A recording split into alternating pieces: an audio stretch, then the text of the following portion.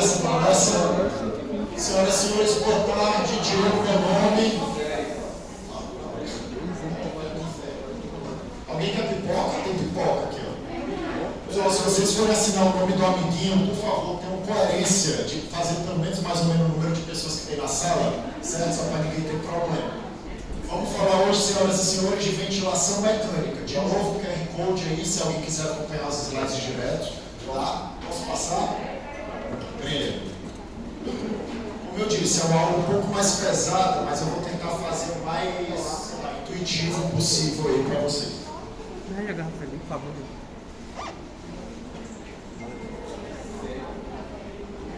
Ó. Ah, meu Deus. Bora que eu tomei café.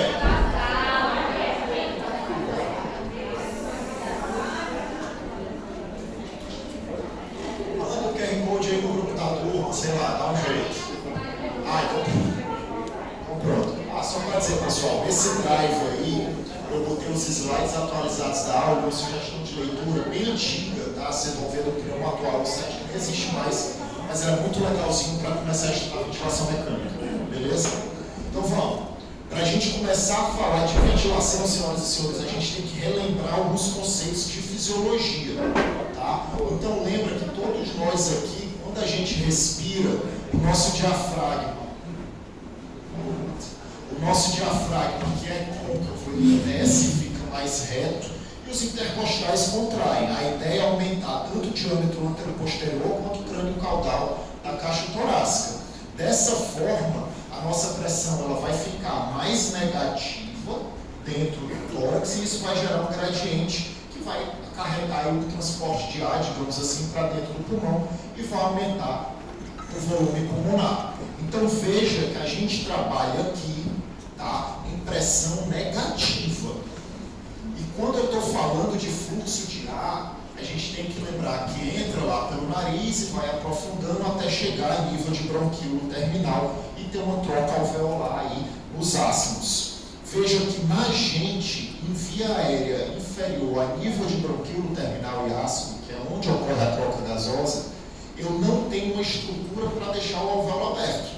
Tá? Ele fica aberto, diferente da traqueia, por exemplo, que tem anel de cartilagem, nossa traqueia não colada nem a pau.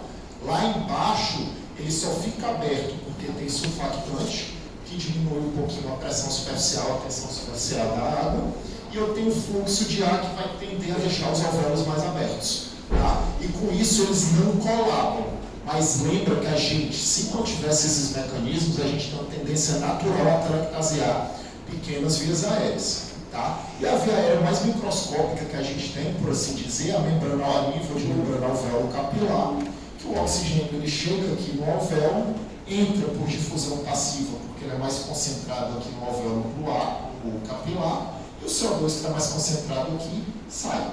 Tá? Então, toda e qualquer alteração que eu tenho aqui, seja o período surfactante, chante, espaço morto, vai atrapalhar a minha troca gasosa. Tá? E aí eu preciso relembrar o lance de insuficiência respiratória com vocês aqui. Sejam elas as hipoxêmicas do tipo 1, que eu tenho alteração de espaço morto, de difusão mochante, ou as tipo 2, que são relacionadas à hipoventilação.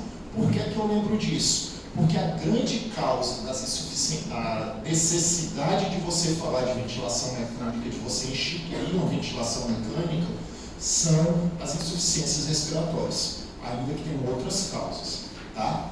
1950 e sei lá quanto, teve uma epidemia de pólio, e aí pólio é uma doença muscular que o paciente não tinha força, digamos assim, para respirar. Aí a galera entrava nesse que chamam de pulmões de aço aí ficava um trouxa do interno e do residente em algum lugar, tipo com fole, gerando uma pressão negativa, e as pessoas ficavam dentro desse ventilador se olhando no espelho. Isso aí diminuía o trabalho respiratório do paciente, mas em pressão negativa. Esse aqui é o primeiro relato de ventilação mecânica que a gente tem na história. Tá? Depois de um tempo, saíram desses pulmões de aço, que eram tipo essas câmaras pressurizadas aí, para o primeiro ventilador em pressão positiva, que é a estratégia que a gente usa hoje em dia. Então, em vez de a gente inspirar e entrar, porque dentro do tórax fica mais negativo, hoje em dia o ventilador joga uma pressão positiva e aí sim você tem uma expansão pulmonar.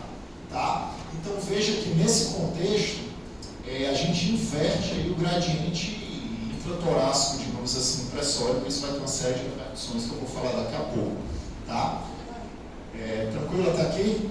Essa parte é bem mais light, assim, então bora se embora. Indicações de ventilação mecânica, senhoras e senhores, qualquer coisa, desde neurológica, cardiovascular, respiratória, trato gastrointestinal, renal metabólico e hemato-infeccioso. Veja que eu dividi aqui como se fosse um SOFA, como se fosse como a gente faz um exame físico numa unidade de terapia intensiva. Tá? Alguma ideia aí de uma causa de TGI que justifica uma ventilação mecânica? Já. Ok, top. Uma sepse abdominal aí, talvez por uma obstrução, uma isquemia, top. Ou uma pancreatite, evoluindo com o pulmão de SARA e tal. Então veja, eu acho muito legal esse slide aqui, que isso aqui está representando como se fosse uns elos de uma corrente. Tá? A ideia é que toda e qualquer alteração, como a gente já colocou, desde neurológica até, sei lá, renal metabólica, entenda, sistema nervoso central, nervo periférico, caixa torácica, via superior, inferior e sistema cardiovascular, são causas e indicações aí de ventilação mecânica. Veja que isso aqui é o exato cerne das insuficiências respiratórias. Tá? Então eu coloco aqui só para a gente dar uma risada. Bora falar de ventilação mecânica agora de verdade. Repito, o ventilador joga a pressão positiva para o doente. Tá? Aqui está representado o ventilador. Então tem um fluxo de uma válvula inspiratória que entra no doente. Tá? E geralmente são dois circuitos, um que entra e um que sai para voltar e entrar no ventilador. Tá? Então funciona mais ou menos assim. Alguém empurra, claro que não é tão simples assim, tá? Mas só para não fazer expressão. Alguém empurra e o diafragma dessas intercostais sobe. Tá? Então veja que num primeiro momento a gente pode ter a impressão que a ventilação mecânica é um movimento passivo, talvez, mas não necessariamente, principalmente hoje em dia. Tá? Então vocês entendem que aqui a gente está ventilando pressão positiva e isso pode acontecer de duas formas. Ou com um tubo orotraqueal ou uma traqueostomia, que é o que geralmente a gente pensa quando fala em ventilação mecânica, tá? Mas não necessariamente eu preciso entubar um doente para ventilar ele. Eu posso fazer uma interface de ventilação não invasiva, aqui uma interface oral-nasal, que eu posso gerar uma pressão positiva no paciente também. Tranquilo? Simbora. O que é que vocês acham que acontece com o trabalho respiratório na ventilação? Diminui. Sobe, desce ou fica igual? Diminui. Por quê? Porque em vez de entrar, alguém está jogando. Tá? Então o trabalho respiratório ele é facilitado. Beleza. Mas lembra, mais uma vez eu estou batendo nessa tecla. O nosso normal é trabalhar em pressão negativa. Quando a gente inverte isso, o pessoal vira a figurinha de cabeça para baixo, tá? Mas quando você inverte isso, você pode ter uma série de efeitos colaterais aí, digamos, efeitos adversos da ventilação mecânica. Tem um slide aí. Carregando, né? Oi. Então veja que quando a gente inverte o gradiente que Deus inventou, acontece um monte de coisa. Tá? E aí é um monte de coisa mesmo, isso aqui é só a relação termodinâmica, mas eu quero perder um tempinho aqui para vocês entenderem alguns conceitos. Eu já conversei isso com algumas pessoas, mas vamos trocar uma ideia junto aqui, todo mundo agora. Tá? Se a gente respira em pressão negativa e a gente tem um retorno venoso qualquer, um débito cardíaco qualquer, tá? E agora o paciente está entubado, portanto está respirando em pressão positiva. Primeira pergunta. O que é que acontece, isso sempre comparando um com o outro, com o retorno venoso de alguém quando ele é entubado? A área da minha tutoria tem que saber isso, o feijão de tutoria fala disso. Diminui. Obrigado. Por que diminui? Por que eu tenho que ameaçar? Cadê o cabeção? Tá ali. Por que eu tenho que ameaçar? Por que diminui o retorno venoso? Todo mundo entende que quando eu respiro em pressão positiva, aqui fica mais positivo, então tem alguém se opondo, digamos assim, à chegada de sangue. Vocês me acompanham? Como é que está a pré-carga? Agora a galera da minha tutoria cala a boca, por como é que está a pré-carga de ventrículo direito em pressão positiva? Como é que está a pré-carga de ventrículo direito em pressão positiva diminuída? Por quê? Porque o principal determinante de retorno venoso é a pré-carga. O principal determinante de pré-carga é o meu retorno venoso. Se o meu retorno venoso vai estar diminuído, alguém vai estar se opondo, minha pré-carga de VD vai estar menor. Beleza. Como é que vai estar minha pós-carga de VD? Antes era negativo e agora está positivo. A pré-carga está como? Desculpa, a pós-carga. Como é que vai estar minha pós-carga de ventrículo direito? Antes era negativo e agora está positivo. Entendeu? Então minha pressão intratorácica que antes era negativa, agora está positiva. Então enquanto a minha pré-carga diminui, porque o meu retorno venoso está menor, a minha pós-carga de ventrículo direito ela aumenta porque agora está positivo, que era negativo. Certo? Como é que no final das contas está o meu débito cardíaco de ventrículo direito em pressão positiva? O débito cardíaco. Quem é que determina o débito cardíaco? Pré-carga, quem chega, e quem se opõe, que é a pós-carga, e a contratividade. Como é que vai estar o meu débito cardíaco de ventrículo direito se a pré-carga está menor e a pós-carga está maior? Reduzido. Então vocês concordam comigo que a gente conclui que o ventrículo direito trabalha pior em pressão positiva? Pensem comigo de novo. Se eu tenho um paciente com TEP, que tem uma disfunção de VD já relativamente importante porque ele tem uma hipertensão pulmonar, e eu entubar esse doente, vocês concordam que VD vai se lascar? Vamos junto agora. Perfeito, vocês estão me acompanhando. Vamos junto. Como é que está a minha pré-carga de VE em pressão positiva? Por quê? Tu não vale. Tu já viu umas 80 vezes. Explica aí. Porque se não tem débito cardíaco de VD, não volta para o VE. Quem é que manda para átrio esquerdo e para ventrículo esquerdo? Ventrículo direito. Se ventrículo direito trabalha pior, concorda que a pré-carga de VE vai estar pior? Beleza? Como é que vai estar a pós-carga de ventrículo esquerdo? Após.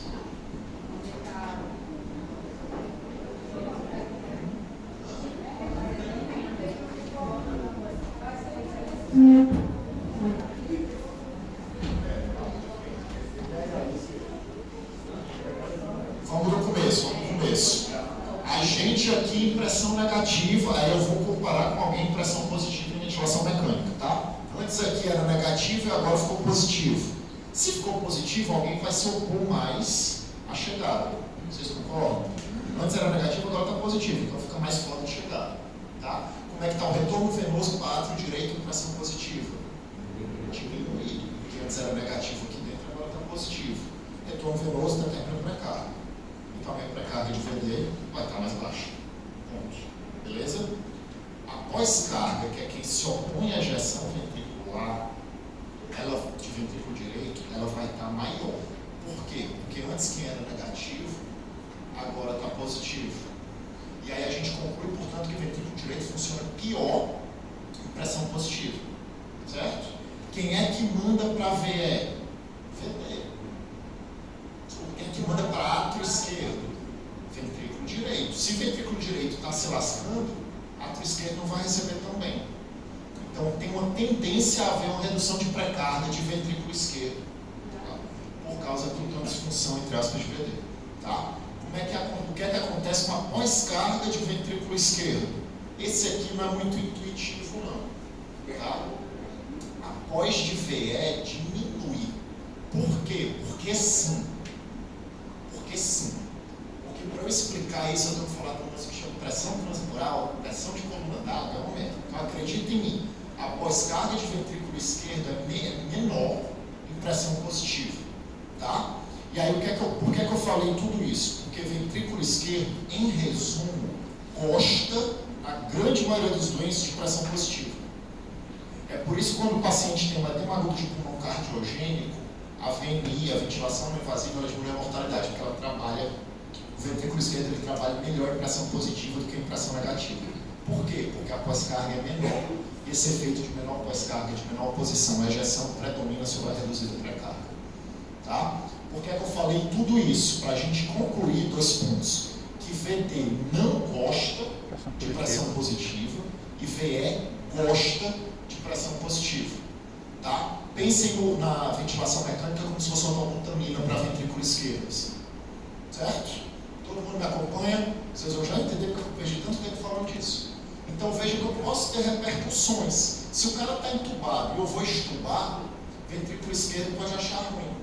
Eu direto de ventilação mecânica. Então nesse momento de desmame o paciente pode infartar. Então tem uma série de repercussões que a gente começa a ligar os pontos depois que a gente entende um pouquinho essa fisiologia aqui. Beleza? E aí, vocês estão acompanhando marromeno então? Marromeno? Beleza, simbora. Então veja, ventilação mecânica aumenta a mortalidade. Ponto. Quem fica entubado mais tempo, morre mais. Esse trabalho é antigo, mas era muito ilustrativo. 20 dias de ventilação mecânica, quase 100% de mortalidade. Claro que hoje em dia não é tão assim, mas o gráfico é um pouquinho parecido. Mas fica aí em torno de 60% a 70% quando tem mais de 15 dias. Tá? Então VM mata. Outra coisa que faz, aqueles doentes que têm a precisão de serem entubados na admissão, eles morrem mais do que aqueles doentes que não têm essa precisão, essa necessidade. Tá? Ventilação mecânica mata. E a ventilação mecânica, como a gente já tem algumas alterações de retorno venoso, ela induz uma certa isquemia, digamos assim, de topografia de circulação hispânica, de mesentério, e você pode ter uma hipoperfusão renal com engurgitamento renal.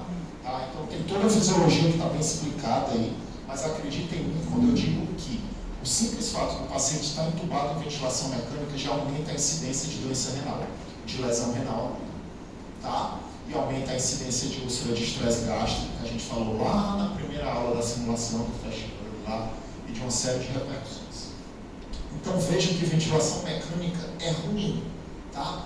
Mata e dá problema. Sabe outro problema que dá? Ela aumenta o risco de infecção nosocomial. Pneumonia, infecção de cateter e infecção urinária. Por quê? Porque sim.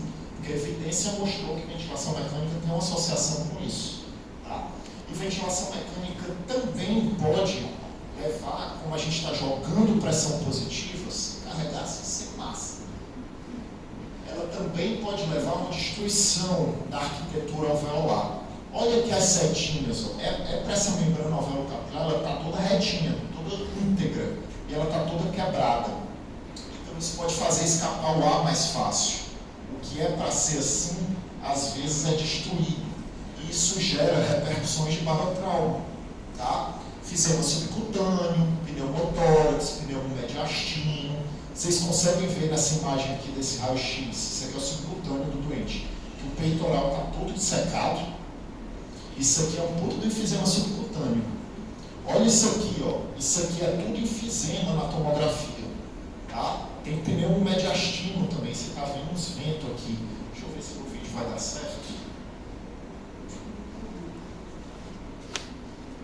Não deu. Tá. Mas aqui é uma tomografia que via pneumomediastino, pneumotórax e enfisema subcutâneo num paciente nosso aí na época do Covid. Tá? Então veja que ventilação mecânica não é legal, certo? E aí a gente, além dessas consequências de aumentar a mortalidade, infecção, tempo de internação, sei lá, pneumotórax e barotraumas, como a gente já falou, o simples fato da gente inverter de pressão negativa para pressão positiva, que se chama de biotrauma, inflama. Então a ventilação mecânica, por definição, ela inflama o pulmão. Por quê? Porque sim. E se às vezes a gente der volume demais, uma programação errada da ventilação, eu posso gerar volutraumas e ou otelectrauma, que é o alvéolo que colaba. Tá? Então veja, a ventilação mecânica não é legal. E aí por que não é legal? Porque a gente aqui, o nosso pulmão é assim, ó. Eu tenho um alvéolo que está aberto, eu tenho um alvéolo que está fechado, eu tenho um alvéolo que está muito aberto, eu tenho um alvéolo que está muito fechado. Tá? E veja que a maioria dos alvéolos aqui, ó, eles ficam na porção posterior do pulmão. Isso aqui é como se o paciente estivesse para cima. Tá? Então é heterogêneo a nossa ventilação. E pega o cara que está inflamado, com pneumonia, que o pulmão está todo torto, sei lá, hipoxêmico e etc. Essa heterogeneidade ela aumenta mais ainda. E aí fica ruim, porque eu programo um volume corrente, eu insuflo demais essa galera e insuflo de menos essa galera. atmosfera. Não tem como a gente ventilar homogeneamente um pulmão que, por definição, é heterogêneo. Tá? Então, a gente tem que saber de tudo isso quando a gente está ventilando o paciente. Eu só quero que vocês conheçam um conceito que chama Mechanical Power, porque eu já vi perguntando isso em prova de residência, tá? Sem especialidade, de acesso direto, que resumindo é uma forma de pegar todas essas lesões que a ventilação causa e transformar numa fórmula matemática que vem em joule por minuto. E aí, acima de tanto é ruim e abaixo disso é seguro. Tá? Veja, PIB, frequência, enfim, e já é muito bem validado aí na literatura. Então, qual é a ideia?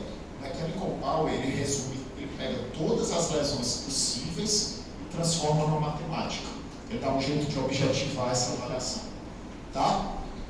Então, veja, pessoal, ventilação mecânica é ruim, então a gente tem que entubar já pensando em extubar o doente assim que possível. Porque quanto mais tempo de ventilação, pior o prognóstico aí do paciente. Tranquilo até aqui? Alguma dúvida? Podemos? E aí, bora falar de ventilação agora, propriamente dito. Eu preciso que vocês entendam que tem 4 fases aqui da ventilação mecânica. A fase que tudo começa, que se convencionou chamar de disparo. Depois que o paciente começa a respiração, que é a primeira fase que tem, a INS, né? Depois da INS vai para a EIS, que está lá no final, mas essa troca de INS para EIS chama ciclagem. Tá? Então, quando o ventilador entra, o ar está começando a entrar, a pressão positiva está começando a entrar no tórax, a gente chama de disparo. Vem a fase INS, cicla e vem a fase EIS. Tá? Isso é interessante quando você está trabalhando com a sincronia paciente-ventilador. E aí aqui tem uma certa decoreba, mas vocês vão praticar bem, vocês vão me acompanhar aqui. Tem várias formas de eu ventilar o doente. Sendo bem básico, um ventilador faz 100% do trabalho, a gente chama isso de modo controlado. Outra, o paciente dá um totozinho de pressão negativa, o ventilador entende e dispara, a gente chama isso de assisto controlado, tá? E o outro é o modo espontâneo, que o ventilador dá só aquele extra ali para o paciente, tanto na INS quanto na EIS. Então veja que o grau de suporte ele varia em relação ao controlado, que o paciente não entra, assiste controlado, que o paciente avisa o ventilador que ele quer, tá? E ele geralmente reconhece isso com pressão negativa discreta, que a gente faz, e um modo espontâneo, que o paciente faz a maior parte do trabalho. Certo? E a gente pode ventilar de forma muito básica também, ou a volume controlado, ou a pressão controlada. Tá? E aí a gente vai ter que começar a brincar de curvas aqui. Certo? Nesse modo da direita, eu estou ventilando a volume. Nesse modo da esquerda, da minha esquerda, da direita de vocês, né? Eu estou ventilando a pressão. Tá? Tem 3 grandes variáveis que eu quero que vocês vejam aí, que são as curvas que a gente vê no ventilador convencional de hoje em dia. A curva de volume corrente, a curva de pressão de via aérea e a curva de fluxo. Batendo o olho nessas curvas, a gente consegue dizer que modo é sem eu sequer precisar ver o ajuste. E eu quero que vocês reconheçam isso aqui para mim. Tá? Se eu estou ventilando no modo controlado a volume, quem é que eu ajusto? Se eu estou ventilando a volume controlado e o outro modo é pressão controlada, quem é que eu controlo no volume controlado? O volume corrente. Então, no volume controlado, o meu volume corrente ele é constante. Tá? Já digo para vocês quanto que é. Só que esse volume corrente ele não entra de forma instantânea, não. Eu programo, sei lá, 500 ml ali a cada ciclo, beleza. Entra 10, 100, 50, até chegar no 500. Chegou no 500, troca da INS para EIS. Qual é o nome dessa mudança? Ciclagem. Tá? Então, no modo volume controlado, eu controlo o volume corrente do paciente, que é quanto vai entrar cada fase. Beleza. Se começa a entrar volume até um certo ponto, alcançou aquele volume que eu dei e ele cicla, como é que fica a pressão da via aérea do meu paciente no modo volume controlado? O volume começa, vai subindo, chegou no que eu programei. Acaba. A pressão, ela já começa no valor, ela vai subindo à medida que vai entrando o ar? Vai subindo. Então, a pressão da via aérea no modo volume controlado, ela é variável. Porque quem determina a pressão pressão é quanto de ar que está entrando ali. Tá? E o fluxo é o quão rápido aquele volume vai entrar. A unidade de velocidade. Entenda o fluxo como unidade de velocidade. Decora. Para a vida de vocês, volume controlado é onda de fluxo quadrada. Não é bem assim na realidade, mas é mais ou menos por aí. Então, revisando. No modo volume controlado, eu controlo volume corrente. Quando o ventilador entrega aquele volume corrente, ele dispara, ele cicla da ins para is. À medida que vai entrando o volume corrente, a pressão vai aumentando até um certo valor, depois ela diminui. E o fluxo é constante, a velocidade que está entrando é constante. Beleza, senhoras e senhores? Avante. Se eu ventilo a pressão controlada, quem é que eu controlo? A pressão da via aérea. Então pensa comigo, eu tenho uma pressão de 20 centímetros de água. A pressão durante aquele ciclo respiratório, ela vai ser constante ou vai variar? Ela vai ser constante. Então o ventilador vai ficar um certo tempo que a gente programa dando aquela pressão. Quanto que vai entrar de volume corrente depende de toda a mecânica respiratória do doente. Tá? E aí como é que fica o volume corrente no modo ventilado à pressão? Ele é variável ou ele é fixo? Variável. Então a cada fase o volume corrente pode ser diferente, mas a pressão ela sempre vai ser a mesma. E o que é que faz no modo ventilado à pressão, controlado à pressão, o ventilador ciclar da ins para is? O tempo que eu programei para aquela pressão ficar lá. Certo? E o fluxo no modo controlado à pressão ele é variável também. Alguém ia falar alguma coisa? A pressão está Mas o volume que entra depende de quanto o pulmão está apertando. Lembra que eu te falei que o pulmão é heterogêneo? Podemos? Avante. Digam vocês, que modo é esse? Tá horrível a foto. Te viram. Primeiro, tem esforço do paciente. É um modo controlado, assiste controlado, espontâneo. Como é que eu sei isso? Olha a pressão da via aérea. Olha se tem alguma deflexão de pressão negativa antes do ciclo. Tem alguma coisa? Não. O ventilador está fazendo todo o trabalho. Esse modo, portanto, é 100% controlado. Beleza? Controlado. A volume ou a pressão? Ok, volume. Por quê? Porque a onda de fluxo é quadrada, a pressão está variando e o volume está mais ou menos igual. Essas curvas são reais, tá, pessoal? Brilha. Ó, primeira coisa, é controlado, assiste controlado ou espontâneo. É controlado. Por que é 100% controlado? Porque eu não tenho uma deflexão negativa aqui do paciente. Então o ventilador está entrando de tanto em tanto tempo. Ponto. Por que ele é ventilado a volume? Porque a curva de fluxo está quadrada e a curva de fluxo no volume controlado ela é quadrada. A pressão ela varia e o volume é fixo. Certo? E esse?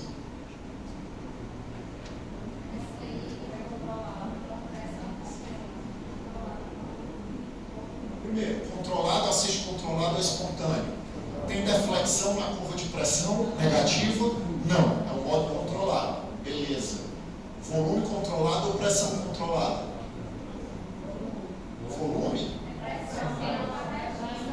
Curva de... Eu não botei na agenda, para vocês já começarem a se acostumar. Curva de pressão, curva de fluxo, curva de volume.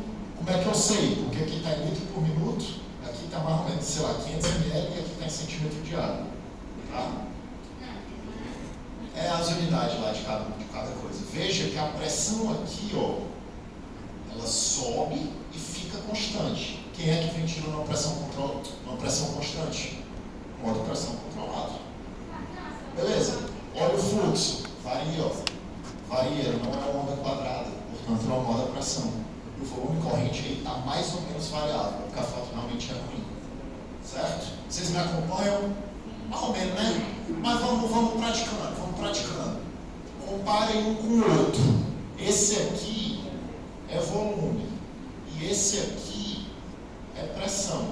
Tá? Olha a pressão no volume. Ela varia, ó. Ela sobe à medida que o volume corrente está entrando. A pressão, no pressão controlada, ela tende a ser fixa. Olha a onda de fluxo.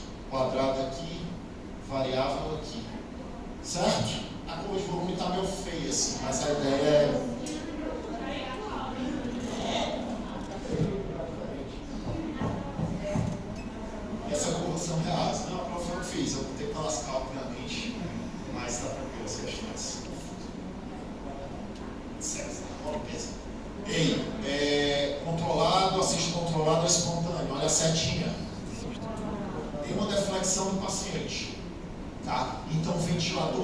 aqui, ó, foi um modo controlado. Vocês concordam? Não teve deflexão. Mas aqui o paciente pediu e o ventilador entrou. Tá? Então veja que se eu não tiver um acoplamento muito legal disso, o paciente pode pedir, o ventilador não dá, ou o ventilador dá sem o paciente querer. Isso aqui é uma causa de assincronia. Então é por isso que é importante a gente ficar vendo se está bem acoplado aí, o tempo neural no tempo do ventilador. Até aqui estava controlado, ó. Aqui o paciente começou a disparar. Ó, beleza? Avante. Não.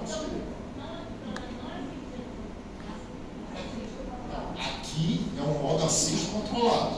Por quê? Até aqui, ó, o paciente não pediu nada. O ventilador entrou porque ele quis, digamos assim. Aqui, ó o total foi negativo. Aí o paciente pediu, aí o ventilador entrou. Então ele deixou de ser um modo 100% controlado aqui, para aqui ser assist controlado. É quando o paciente tem uma frequência além da do ventilador. É tipo assim, ó. Se o cara está sedadão, com rasgamento 5 bloqueador neuromuscular, ele não vai ter drive respiratório, você concorda? Eu programo no ventilador uma frequência, sei lá, 15. Se eu desligar o bloqueador e diminuir a sedação, o paciente vai começar a despertar e acordar. O ventilador vai continuar com a frequência de 15, que eu programei, mas o paciente pode ter a frequência de 18. Aí toda vez que ele fizer, o ventilador vai entender, em vez de fazer a frequência de 15, ele vai fazer a de 18 do doente, entendeu? Isso aqui não é ruim, mas quando esse tempo não é acoplado, aí tá ruim. Aqui tá acoplado. Eu mostro daqui a pouco. Tenha calma que vai dar certo. Então vejam, senhoras e senhores, que no modo volume controlado, eu ajusto o volume corrente. Tá? A gente também ajusta no modo a volume o fluxo, que é a velocidade que está entrando, digamos assim, aquele volume corrente. Frequência respiratória e PIP a gente ajusta em todo mundo. Tá? Eu vou já dizer o que é PIP aqui. Tranquilo? No modo a pressão, eu ajusto a pressão, mas eu não ajusto o fluxo. Eu ajusto um negócio que chama relação INZES. O que é a relação INZES? É a relação literalmente entre a fase inspiratória e a expiratória.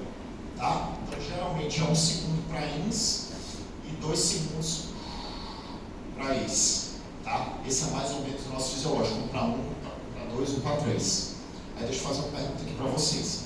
Se eu tenho um cara com CO2 alto e eu quero lavar o CO2 baseado em ajuste de ventilação mecânica no modo controlado a volume, eu só posso mexer nisso daí. Eu não quero mexer em frequência respiratória, eu não quero mexer em volume corrente. Como é que eu lavo o CO2? Porque se aumentar o fluxo, eu lavo o CO2.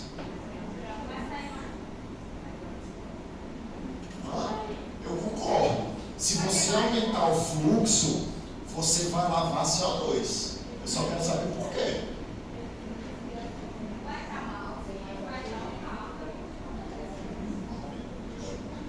Porque o fluxo não é unidade de velocidade. Se eu jogar um fluxo muito alto, concorda que vai entrar mais rápido, eu vou encurtar a minha fase inspiratória.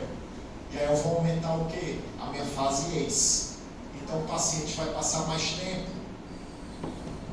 E aí ele bota para fora mais CO2. Entenderam? Claro, eu também posso mexer em volume corrente e frequência. Se eu quero lavar CO2 num cabo ventilando a pressão e eu não posso mexer na frequência, o que é que eu posso fazer? Posso mexer na relação de 6 com o mesmo raciocínio do fluxo, aumentar a minha relação, aumentar. Em vez de ficar, por exemplo, 1 para 3, eu deixo 1 para 4, 1 para 5, para aumentar o tempo expiratório. Ou eu aumento a pressão controlada. Por que aumentando a pressão controlada eu lavo o CO2? Vou ver se vocês entenderam tudo que a gente falou até agora. Eu estou afirmando, se eu aumentar a pressão controlada, eu lavo o CO2. Por quê?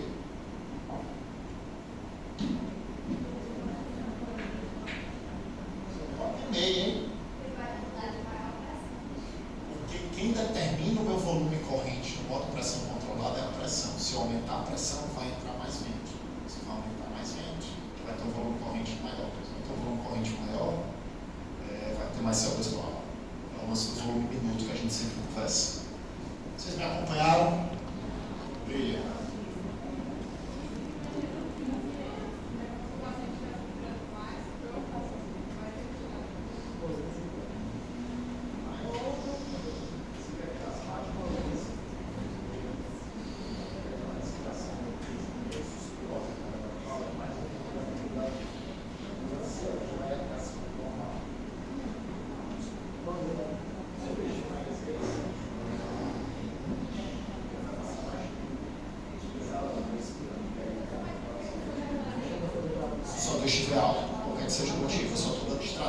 vocês manipularem o paciente.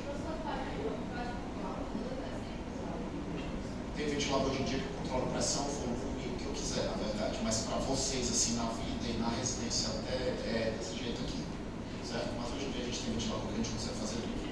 Tem ventilador que passa um cateter no diafragma, a contração do diafragma vai determinar a disparo do ventilador. Beleza, beleza? Avante. Qual o modo que vocês acham mais legal? Lembra, ventilação mecânica, ela aumenta a mortalidade. Então, o que é que eu quero? Assim que possível, estubar meu doente. Como é que eu vou estubar meu paciente se ele está chapado no modo 100% controlado? Então, a ideia é que... Não, exato. No começo, beleza, 100% controlado e tal. Assim que possível, já dá uma despertada nele, já dá uma acordada e ele já vai começar a disparar, ele já entra para C. Mas assim que possível, deixei ele com RAS ali, 0, -1, com o mínimo de sedação possível. O que é que eu quero na minha UTI hoje em dia? O cara acordado com tudo na goela, conversando e interagindo. Para assim que possível a gente estubar. Tá? Ah, mas é desconfortável, não sei o quê. Mas é pior morrer. Entende? Então a gente faz o que a gente pode em termos de fisioterapia, analgesia de conforto para ele aguentar aquele tubo ali na goela, mas deixa ele acordado. Então o modo controlado, entre aspas, é o pior, mas é o que a gente usa no começo, com efeito residual de sedação, e depois a gente passa para cada vez modos mais espontâneos do paciente. Tá? Porém, volume ou pressão, o que vocês acham que é tipo assim, eu quero esse para mim? Tanto faz. A literatura não vê diferença entre você ventilar volume ou você ventilar pressão. Então, ventila do jeito que vocês preferirem no canto que vocês estiverem. Tá? O que será, galera, tende a ventilar pressão. Por quê? Porque se vocês pararem para pensar, o nosso fluxo, o nosso volume corrente, a nossa pressão, a cada ciclo, ela varia. Então, no modo ventilado da pressão, o fluxo é variável, lembrem disso, é mais confortável para o doente. Tá? Ainda que seja muito difícil de eu calcular uma mecânica respiratória, que eu preciso de um ventilador em pacientes com ventilação mais complexa, e aí é melhor ventilar volume. Mas depende, tá? Ventila o que vocês preferirem, cada um tem suas vantagens e desvantagens. Pensa comigo, se eu tenho um paciente asmático, que o alvéolo é assim, ele está no puta de uma crise de broncoespasmo, está tudo fechado, tá? A pressão de via aérea desse doente vai estar estourada. Se eu ventilar ele a volume, o ventilador na porrada vai entregar o volume corrente que eu dei. Só que se eu tiver uma puta de uma crise de broncoespasmo, o risco de eu fazer um barotrauma, porque a pressão vai para as alturas, é muito grande. Então, nesse perfil de doentes, às vezes vale a pena você ventilar a pressão, porque tu meio que traz um teto de segurança ali do volume que está entrando. Mas tu paga um preço que às vezes a pressão bate no teto e o volume é bem baixinho. Entendeu? Então, depende da situação que vocês estiverem aí lidando na vida. Tá? Tio Diego prefere a volume, porque tio Diego gosta de calcular mecânica, mas aí varia muito dependendo do perfil de doentes. Tranquilo, senhoras e senhores? E aí, eu peço perdão porque eu vou ser, obviamente, tóxico. Vocês vão já entender o que eu estou falando. Mas como é que a gente começa a ventilar o doente? Essas diretrizes aí de 2013, que não mudou muita coisa de cá para lá, tá? Mas tem algumas coisas iniciais aí. A gente usa a menor FI para gerar uma saturação aceitável para aquele doente. Os pneumopatas mudam um pouquinho do que tem aí. É 88, 92 e na gente aqui, supondo que ninguém fume pendrive, em torno de 94 ali de saturação. Tá? E aí a gente começa com 6 ml por quilo de volume corrente. Então, se eu estou ventilando, controlando o volume, eu vou meter um volume ali de 6 ml por quilo. Se eu estou ventilando a pressão, eu vou botar uma pressão para gerar aquele volume ali de 6 ml por quilo. Beleza?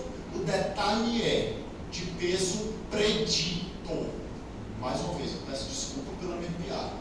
Mas inspirado por pessoas da minha tutoria, que adoram aquela tutoria, se eu ventilar uma pessoa do lado da esquerda e eu ventilar uma pessoa da direita, o pulmão delas não muda. O que eu quero dizer é o seguinte: o grande obeso tem o mesmo pulmão de alguém que tem um peso predito, um peso ideal. Tá? Então, a Thaís Carla ali, ela pesa, sei lá, 160 quilos, o pulmão dela é o mesmo se ela tivesse 50 quilos. Tá? O pulmão não aumenta. E está aqui um raio-x que mostra isso muito claramente. Pelo contrário, o grande obeso ele tem uma tendência, porque mecanicamente tem mais coisa em cima, a ter uma certa restrição e uma certa atelectasia de parênquima pulmonar. Tá? Então veja que esse 6 ml por quilo que eu me refiro aqui é de peso predito, não é de peso real. Tá? E aí, ideal ou não, tem algumas fórmulas que a gente usa para calcular isso aí, baseado na altura de fêmur, tal. Beleza, senhoras e senhores? Avante. A gente começa com frequência fisiológica, 12 a 16, 18, 20, depende. Tá? E uma PIP ali que em nós é fisiológico ser uns 3 a 5 quando a gente está em ventilação mecânica. Alguma ideia de que é uma PIP?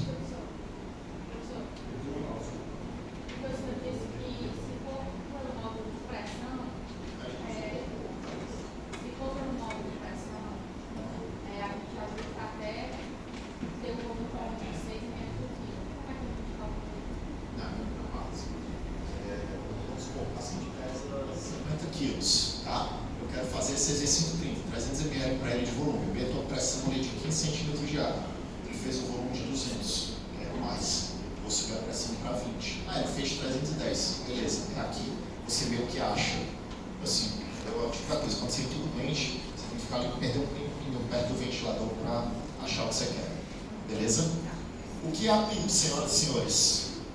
O que é a Positive End Expiratory Pressure? É o que sobra. Lembra que eu falei lá no começo que a tendência das nossas vias aéreas em pressão negativa é colabar e não colar, porque tem sempre o ar transitando, surfactante, etc. Na ventilação mecânica, na pressão positiva, a gente perde esses mecanismos. Tá? Então a tendência natural da ventilação em pressão positiva é que o alvéolo colar.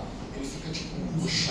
Aí a cada ciclo, a cada fase que entra, obrigado. Alguém não assinou, senhoras e senhores? Beleza. Então a cada fase ele murcha e ele insufla, ele murcha e ele insufla. Lembra que eu falei que era heterogêneo? E essa atelectasia e abertura gera lesão. Tá? Então no final, depois do disparo, inspiração, ciclagem, expiração, no final sobra, o ventilador deixa uma certa pressão positiva lá dentro, para evitar que o alvéolo murche e ele sempre fique aberto. Tá? A gente chama isso de PIP, Positive End Expiratory Pressure. Tá?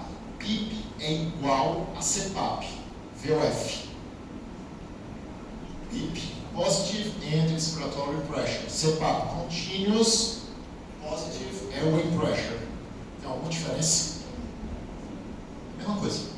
O CPAP que a galera da apneia do sono dorme com a interface nasal é uma pressão que sobra a cada ciclo para evitar uma atelectasia de parênquima em todas as repercussões da SALS.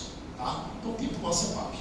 Então, vocês me entenderam que PIP é o que sobra no final do ciclo respiratório, né? Beleza. Então, geralmente, a gente deixa uma PIP de 3 a 5 ali, a não ser que seja, por exemplo, paciente grande obeso, que eu tenho que abrir mais pulmão e tal, mas é uma discussão que a gente não vai ter hoje. Tá uma merda essa foto, mas que modo é esse?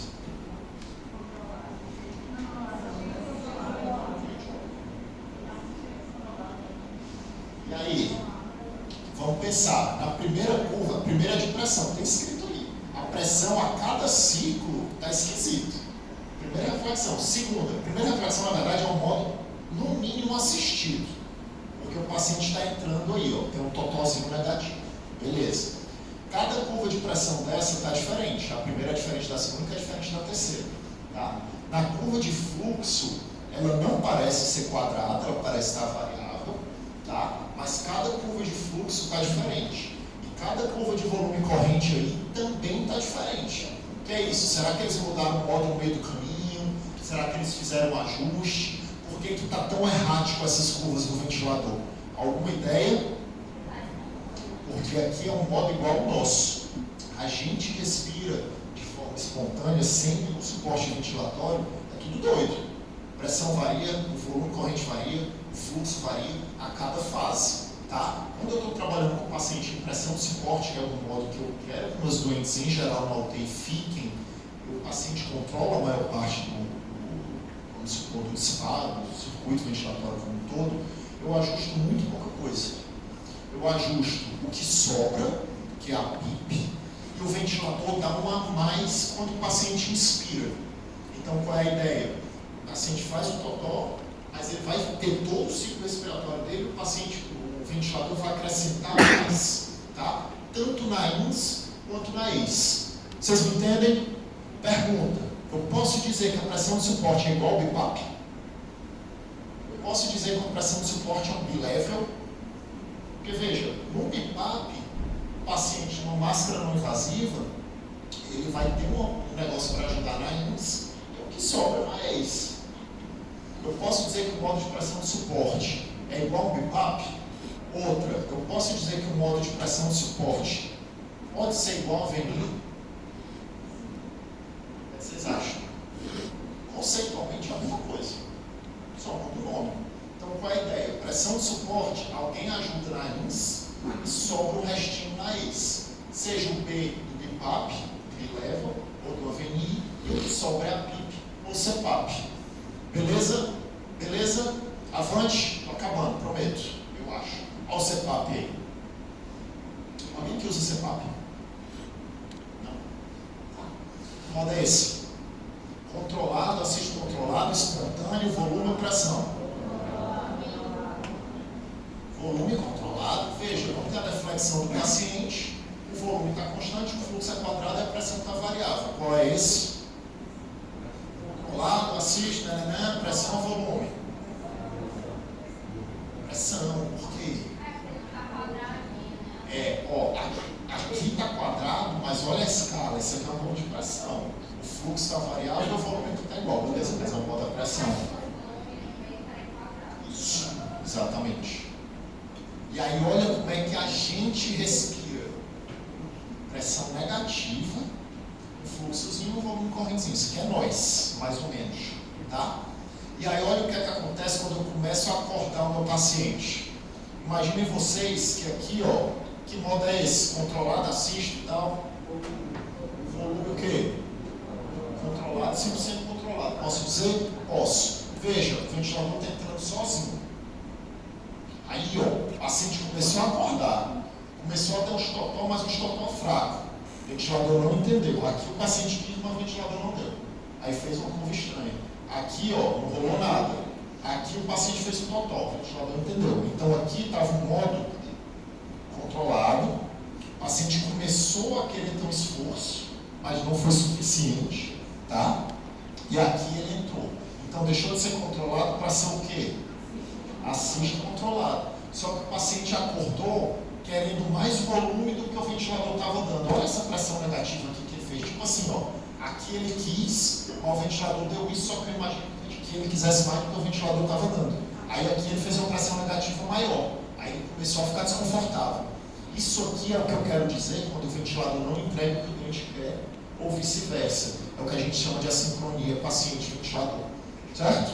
Que foi a nossa discussão, que é todo mundo assim.